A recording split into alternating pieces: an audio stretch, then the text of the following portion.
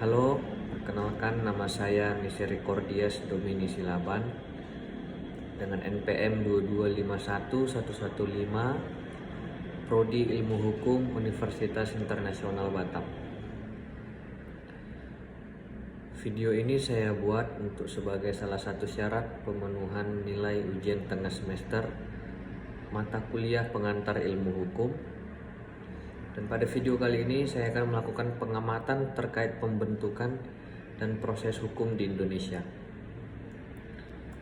Baik, yang pertama definisi hukum. Menurut Van Kant, hukum adalah serumpunan peraturan yang bersifat memaksa yang diadakan untuk mengatur dan melindungi kepentingan orang dalam masyarakat.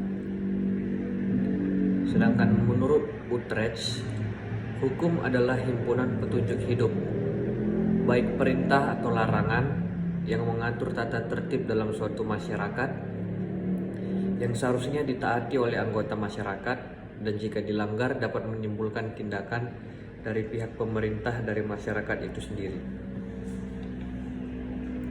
Jadi bisa disimpulkan bahwa hukum merupakan kumpulan suatu aturan-aturan yang dibuat untuk mengatur tata kehidupan masyarakat yang bersifat memaksa untuk terciptanya masyarakat yang adil.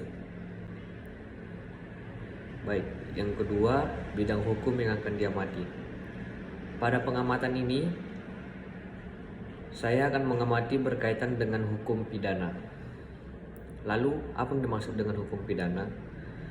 Menurut Van Hamen, hukum pidana adalah keseluruhan dasar dan aturan yang dianut oleh negara dalam kewajibannya untuk menegakkan hukum, yakni dengan melarang apa yang bertentangan dengan hukum dan mengenakan suatu nestapa atau penderitaan kepada yang melanggar larangan itu.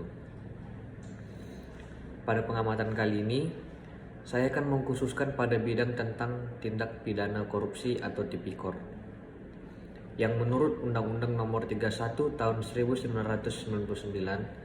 Junto UU Nomor 20 Tahun 2001 tentang pemberantasan tindak pidana korupsi adalah tindakan melawan hukum dengan maksud memperkaya diri sendiri, orang lain, atau korupsi yang berakibat merugikan negara atau perekonomian negara. Baik, lalu yang ketiga, asas hukum yang diamati. Asas hukum yang saya gunakan dalam pengamatan ini adalah asas lex specialis derogat lex generalis. Di mana yang dimaksud dengan asas ini? Asas ini menyatakan bahwa peraturan yang lebih khusus mengesampingkan peraturan yang lebih umum. Asas lex specialis derogat legi generali hanya berlaku terhadap dua peraturan yang secara hierarkis sederajat dan mengatur materi yang sama. Baik, lalu yang keempat, norma yang diatur dalam tipikor. Tindak pidana korupsi merupakan perbuatan yang bertentangan dengan nilai dan norma. Norma-norma yang dilanggar antara lain satu, norma etika. Karena menurut saya di mana kode etik menjadi bagian penting dalam penegakan hukum. Dua, norma agama. Karena menurut saya korupsi dapat dihindari dari diri seseorang jika dia selalu mengingat Tuhan di dalam dirinya. Lalu yang ketiga ada norma hukum. Baik, lalu yang kelima, hak dan kewajiban yang muncul. Pembicaraan korupsi dan pelanggaran hak asasi manusia atau HAM pada kesempatan ini adalah pelanggaran terhadap pemenuhan hak-hak ekonomi, sosial, dan budaya. Kelompok hak-hak ini berbeda dengan hak sipil dan politik. Hak ekonomi, sosial, dan budaya secara langsung bersentuhan dengan kebutuhan masyarakat pada umumnya, seperti fasilitas penyediaan pangan, pendidikan, kesehatan, perumahan, dan pekerjaan yang memungkinkan bagi setiap individu anggota masyarakat di suatu wilayah baik tingkat pusat maupun daerah untuk hidup minimal dengan layak. Tanggung jawab pemenuhan atas hak ini tentunya diikuti dengan mekanisme akuntabilitas negara terhadap pelaksanaan pemenuhan dan perlindungan hak yang terkandung dalam hak ekonomi, sosial, dan budaya. Pemenuhan hak ekonomi, sosial, dan budaya semestinya dilakukan dengan rasa tanggung jawab oleh negara. Namun, jika uang yang semestinya digunakan untuk membuat rakyat lebih baik dan sejahtera sudah dikorupsi, menyebabkan terjadi banyak penderitaan di kalangan masyarakat kecil. Sehingga dapat kita lihat dampaknya adalah begitu banyak kejahatan yang terjadi seperti perampokan, penculikan, penodongan, bahkan pembunuhan. Semuanya ini dapat dikatakan sebagai asal dari kebutuhan akan hidup. Selain itu juga, kemiskinan, kekurangan gizi, anak-anak putus sekolah, lapangan kerja semakin kurang, dan yang lain. Hal ini dikarenakan uang yang disediakan oleh APBN dan APBD telah dikorupsi oleh para pelaksana atau penguasa yang bekerjasama dengan para pengusaha. Para pelaku tipikor juga wajib memenuhi kewajiban yang diberikan kepada mereka. Kewajiban itu adalah dengan menjalani masa tahanan yang telah diputuskan kepada mereka dalam putusan sidang dan berjanji tidak akan mengulanginya lagi. Pelaku juga berkewajiban untuk mengganti uang kerugian yang telah dilakukannya berdasarkan keputusan sidang. Baik, lalu yang keenam, pembentukan hukumnya.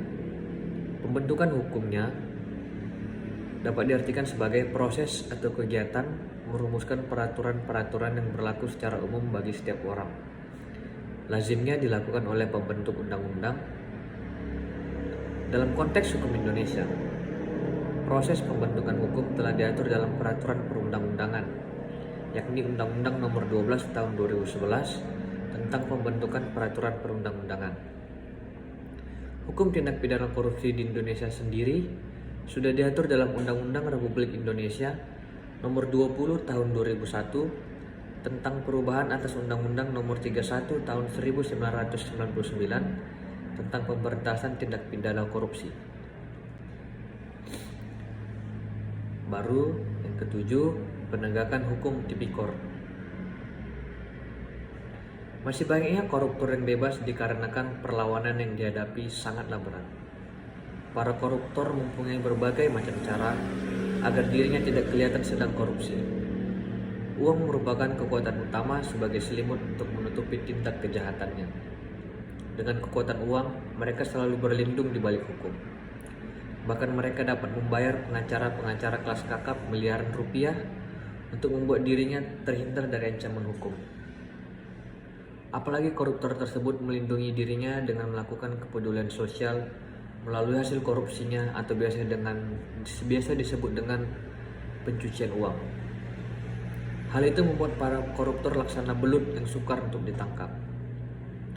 Upaya penegakan hukum dan pemberantasan korupsi oleh pemerintah melalui KPK memang masih banyak menemui kendala. Di samping para pelaku yang cerdik berlindung di balik hukum, para penegaknya juga masih kelihatan canggung melaksanakan tugasnya. Pemerintah terkesan belum berani dan tegas dalam menindak para koruptor di negeri ini. Lalu, masih adakah harapan untuk keberhasilan pemberantasan korupsi di Indonesia? Pertanyaan ini menyeratkan optimisme masa depan pemberantasan korupsi di Indonesia. Tetapi di sisi lain, masyarakat tampaknya sudah losing terus atau hilang kepercayaan terhadap penegakan hukum dalam pemberantasan korupsi. Pernyataan tersebut bukan tanpa alasan. Korupsi di Indonesia juga sudah masuk stadium kejahatan luar biasa. Gambaran ini juga dikemukakan oleh Presiden Susilo Bambang Yudhoyono dengan menyatakan bahwa korupsi di Indonesia sudah berkembang bagaikan rayap. Di dalam ungkapan pemberantasan korupsi dapat juga mencakup pengertian mencegah. Mencegah korupsi sebagai tindakan preventif tidak kalah penting dari memberantas korupsi sebagai tindakan represif. Selain itu, dengan menegaskan ungkapan pencegahan akan terkandung pula makna bahwa penegakan hukum melalui aparat penegak hukum bukanlah satu-satunya cara meniadakan korupsi. Indonesia adalah negara dengan lembaga pemberantasan korupsi yang terbanyak. Ada lembaga kejaksaan yang berwenang menciduk koruptor, ada lembaga kepolisian, dan KPK juga memiliki kewenangan menindaklanjuti laporan tentang korupsi atau langsung mengungkap kasus korupsi. Lalu yang kedelapan, putusan pengadilan. Edi Prabowo menjadi menteri pertama di Kabinet Indonesia Maju pimpinan Presiden Jokowi Widodo yang terjerat kasus korupsi. Ia terjaring dalam operasi tangkap tangan atau OTT Komisi Pemberantasan Korupsi pada Selasa 24 November 2020. Edi dicokok KPK saat ia dan sejumlah pejabat Kementerian Kelautan dan Perikanan tiba di Bandara Soekarno-Hatta, Jakarta sepulang dari kunjungan kerja di Honolulu, Hawaii, Amerika Serikat. Setelah melakukan pemeriksaan, Rabu 25 November 2020, KPK menetapkan Edi Prabowo sebagai tersangka kasus dugaan penerimaan hadiah atau janji terkait perizinan tambak, usaha atau pengelolaan perikanan atau perairan sejenis lainnya tahun 2020. Nomor putusannya sendiri adalah 26 garing Pidana Khusus Tipikor garing 2021 garing Pengadilan Negeri Jakarta Pusat. Terdakwa Edi Prabowo terbukti secara sah dan meyakinkan bersalah melakukan tindak pidana korupsi secara bersama-sama sebagaimana diatur dan diancam pidana melanggar Pasal 12 huruf A UU RI nomor 31 1999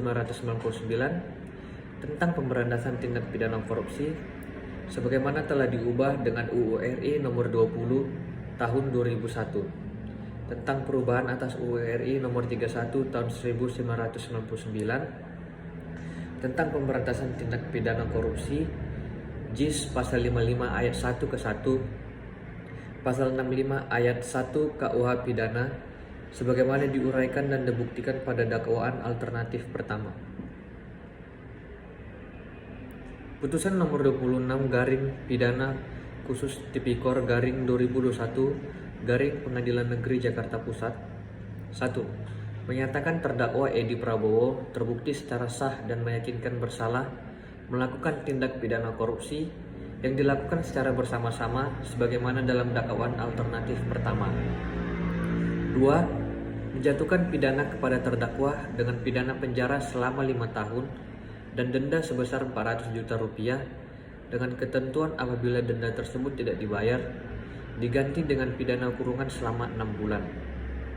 3. Menghukum terdakwa untuk membayar uang pengganti sejumlah 9.608.070.444.700 rupiah dan sejumlah 77.000 dolar Amerika dengan memperhitungkan uang yang telah dikembalikan oleh terdakwa.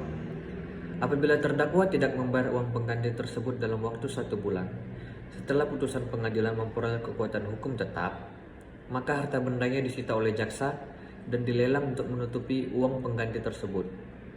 Dalam hal terdakwa tidak mempunyai harta benda yang mencukupi untuk membayar uang pengganti tersebut, maka dipidana penjara selama 2 tahun.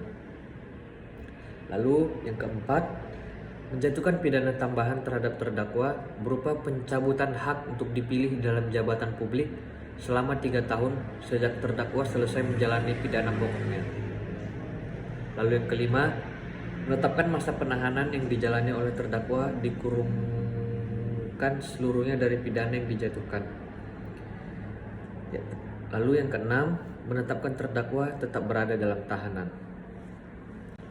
Baik, mungkin itu saja yang dapat saya sampaikan dalam video pengamatan kali ini. Untuk kurang dan lebihnya mohon dimaafkan. Terima kasih.